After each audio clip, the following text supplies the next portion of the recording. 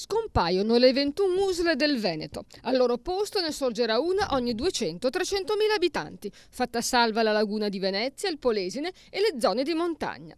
Lo spending review questa volta è stato applicato alla sanità veneta attraverso il nuovo piano sanitario che non veniva rinnovato da 16 anni.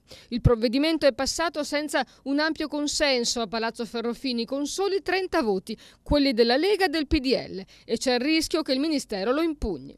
Fatti un po' di conti, però, il piano farà risparmiare. Rimarranno i due poli ospedalieri di eccellenza, Padova e Verona, dove operano aziende universitarie, e nel resto del territorio sarà applicato il modello anglosassone hub e spoke. Gli ospedali hub sono di medie dimensioni, uno a ogni capoluogo di provincia.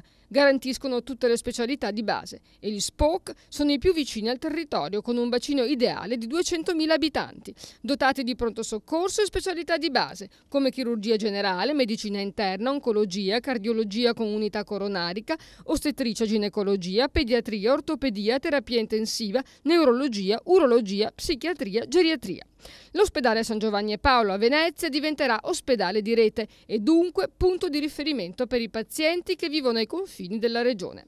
Rimane un nodo che il piano non ha sciolto e che l'Italia dei Valori e il PD hanno denunciato, ossia la lunghissima lista d'attesa per le visite specialistiche e per accedere ai centri che accolgono i malati di Alzheimer, e rimangono brevissime invece le liste per le visite private.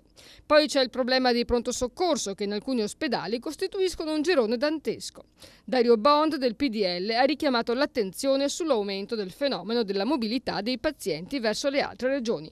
Un campanello d'allarme che intacca l'immagine eccellente della nostra sanità. Se noi andiamo a vedere a pagina 43 del piano la migrazione di pazienti ad Aviano, capiamo che noi in questo momento non stiamo dando un servizio eccezionale.